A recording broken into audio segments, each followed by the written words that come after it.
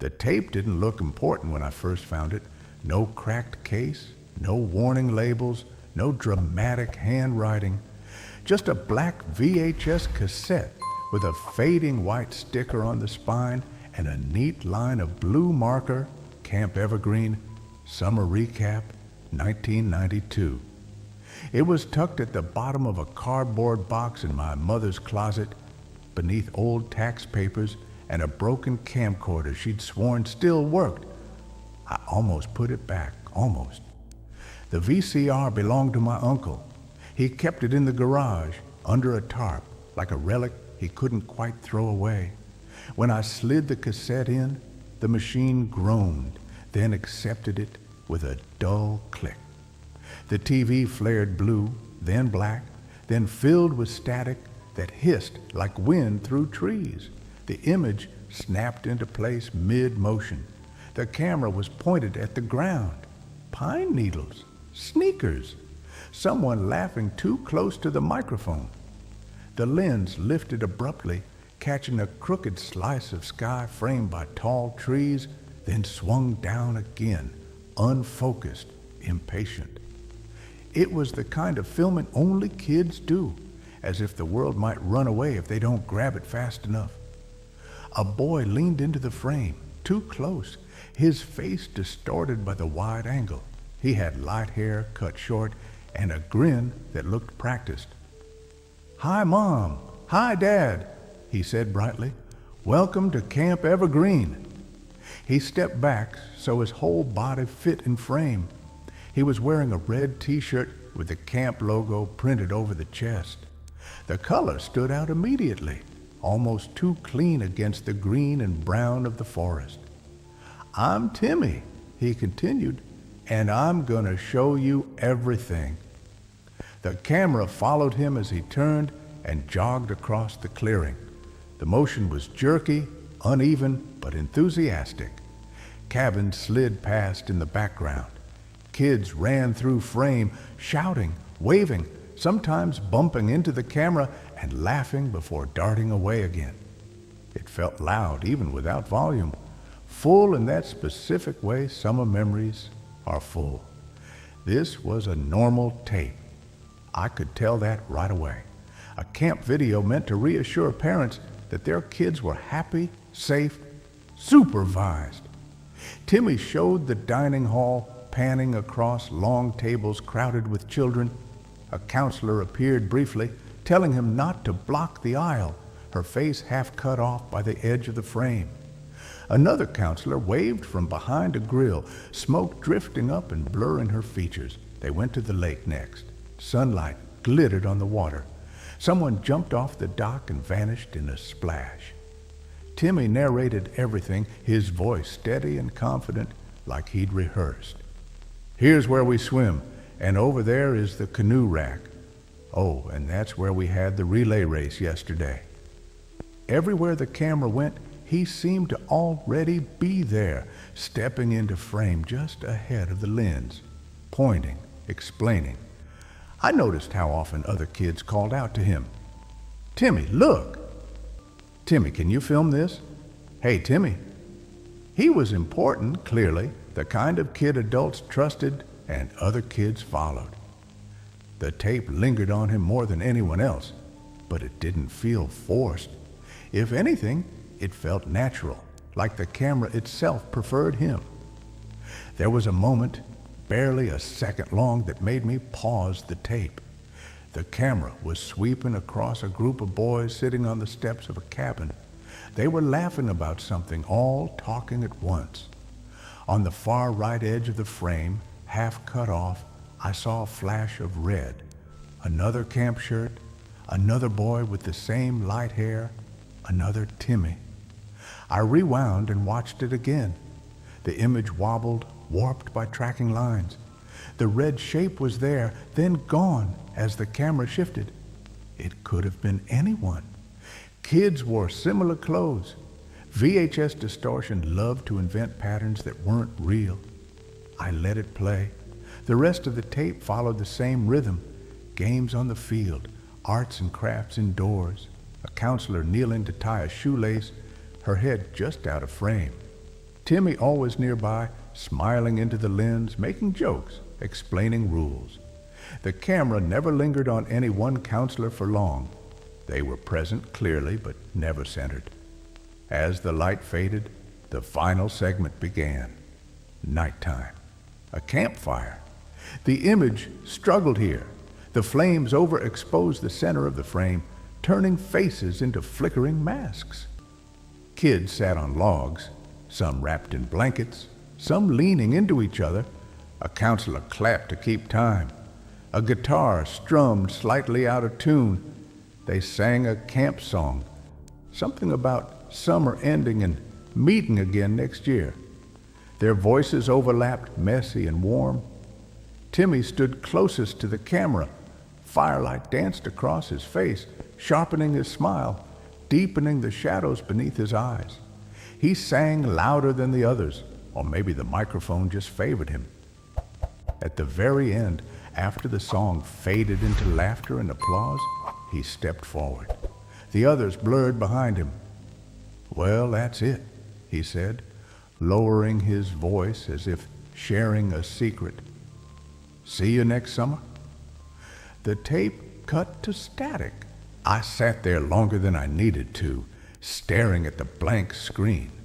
There was nothing wrong with what I'd seen, nothing overt, no missing children, no obvious breaks in logic. Just a boy in a red t-shirt, doing what kids have done for decades, documenting a summer that felt important simply because it was happening. Still, when I ejected the tape, my hand hesitated on the cassette. For a first-year recap, Camp Evergreen had made a strong impression, and Timmy had promised he'd be back. The next tape was labeled 1993. Same handwriting, same careful block letters. If I hadn't known better, I would have assumed the same person wrote all of them in one sitting, planning years ahead.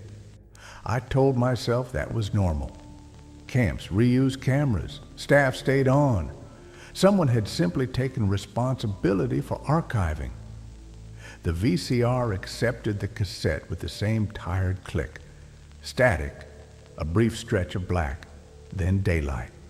The opening shot was already steadier than the first year's, as if the kids filming had learned how to hold the camera properly. The lens pointed down a dirt path between cabins. Birds chirped. Someone off-screen said, "Okay, go," and the camera started moving. Timmy stepped into frame almost immediately. He was wearing the same red camp t-shirt. It fit him a little better now, or maybe I just expected it to. He looked a year older, but not in any way I could point to directly. His smile was unchanged. "Welcome back to Camp Evergreen," he said, as if speaking to someone he already knew. I waited for him to introduce himself again. He didn't. The footage followed the same structure as before: cabins, dining hall, lake, games. On the surface, it was the same recap, but small things felt off. The camera drifted away from adults whenever they appeared. A counselor's voice called out instructions, but the lens lingered on the backs of heads, on hands, on shoes, in the dirt. When someone laughed behind the camera and turned it toward a counselor, the frame dipped at the last second, catching only a shoulder or an arm. At first, I thought it was just bad filming, kids being kids. But the pattern didn't break. Timmy appeared constantly. If the camera turned, he was there already, leaning against a tree, standing at the edge of the dock, crouching beside a group of campers. Other kids were present, but they faded in and out of the footage. Timmy remained. Near the middle of the tape, another boy in a red shirt walked into frame and stood beside him. Same height, same haircut, same logo across the chest. "Say hi," Timmy prompted. The second boy looked into the camera and smiled. "I'm Timmy too," he said. They laughed. Someone behind the camera laughed with them. It played like a joke, like something they'd planned. The tape moved on, and I almost did too. Almost. By 1994, the joke had spread. The opening shot showed 3 boys clustered together, all in red, all grinning. One of them waved. "Guess who?" he said. They spoke in turn, but the voice was the same each time.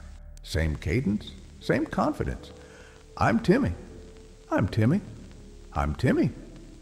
The camera didn't linger long enough for it to feel staged.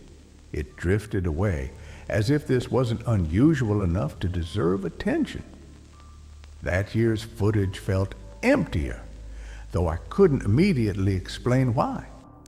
The camp looked the same. The cabins were full. The lake was busy, but familiar faces from the first tape were gone. The girl with the bright yellow hat never appeared.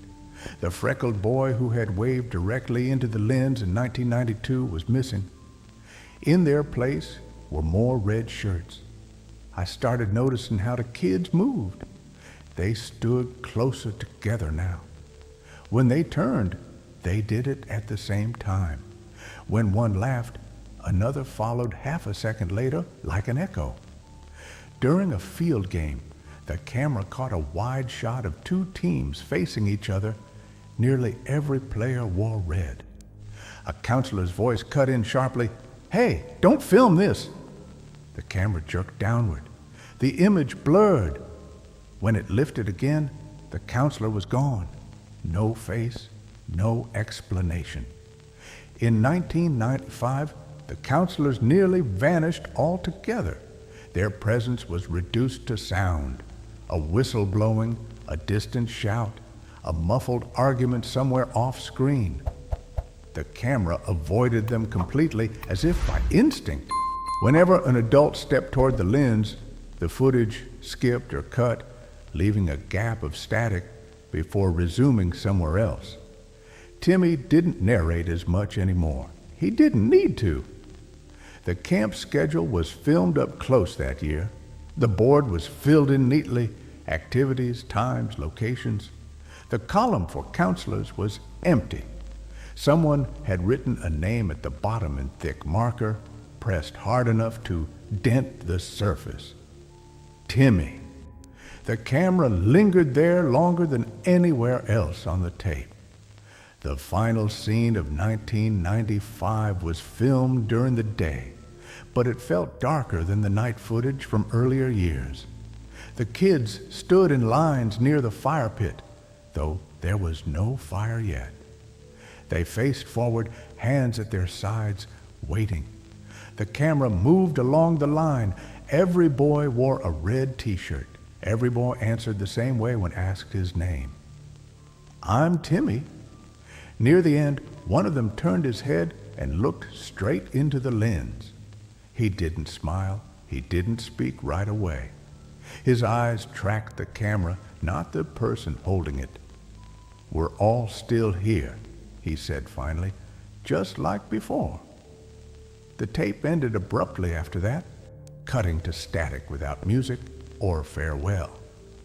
I realized then that I hadn't seen a single counselor's face in over an hour of footage.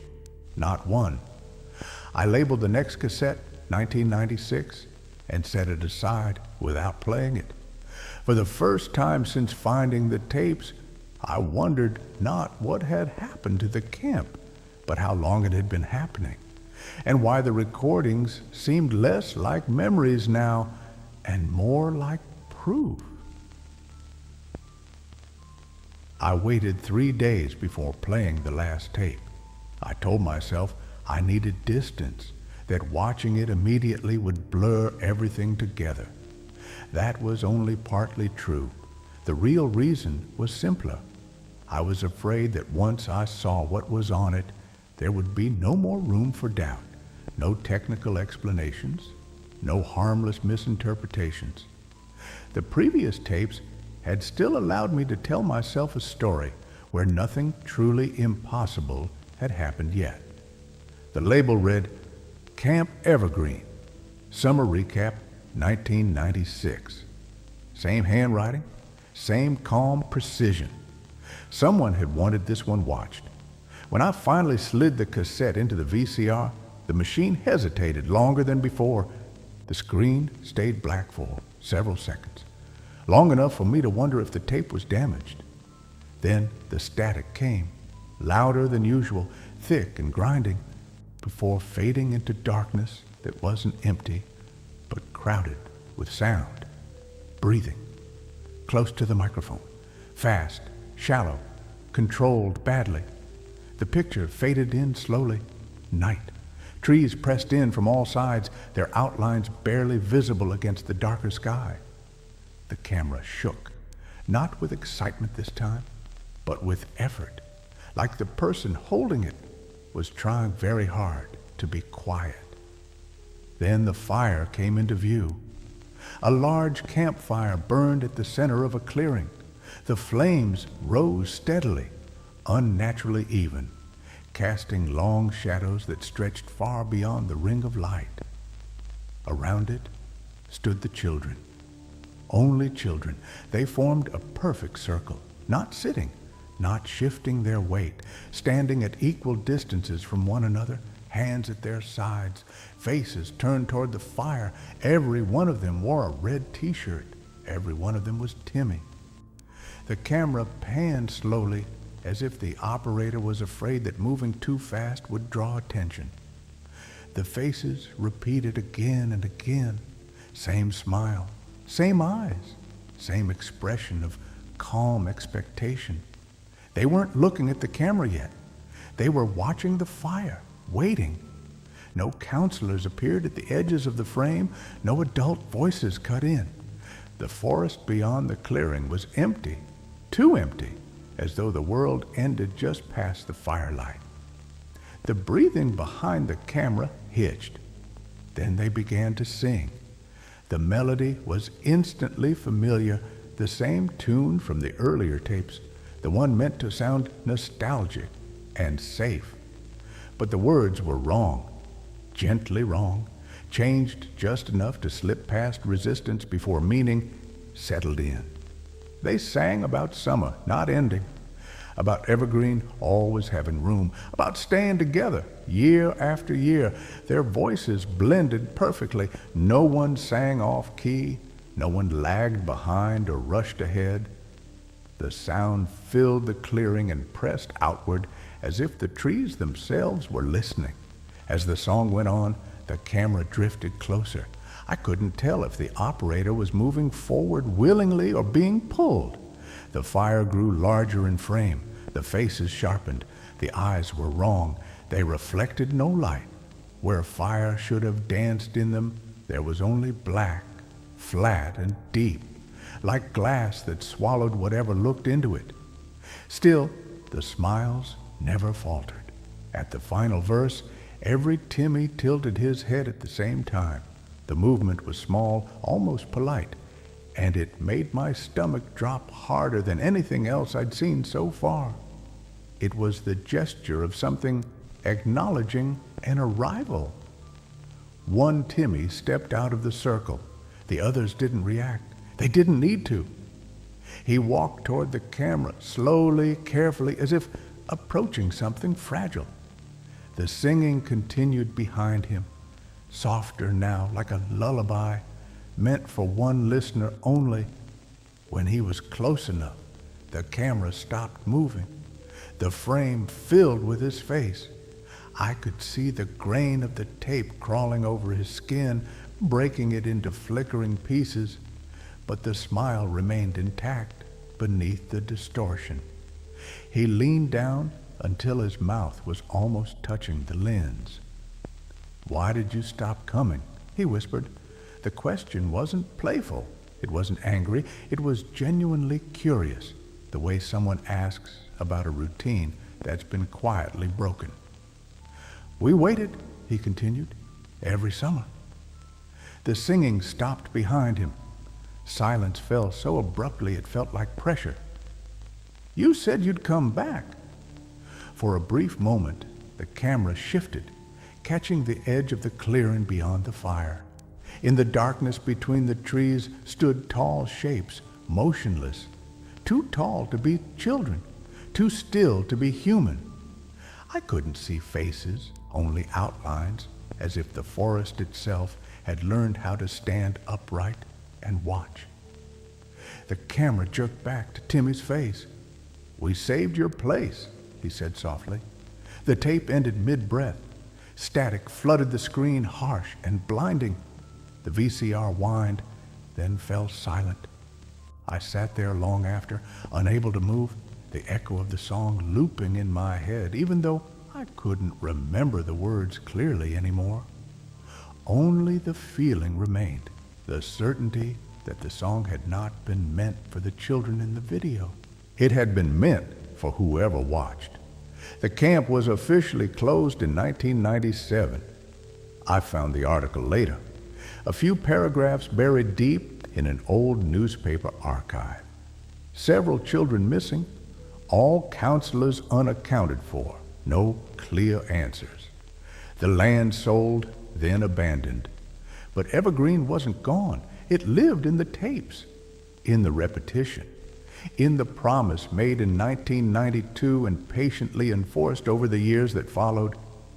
I haven't destroyed the tapes. Some part of me is afraid of what might happen if I do. Another part is afraid of what might happen if I don't.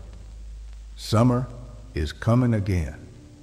And sometimes, late at night, when the house is quiet, I catch myself humming a tune I don't remember learning, certain only of this: Evergreen is still waiting.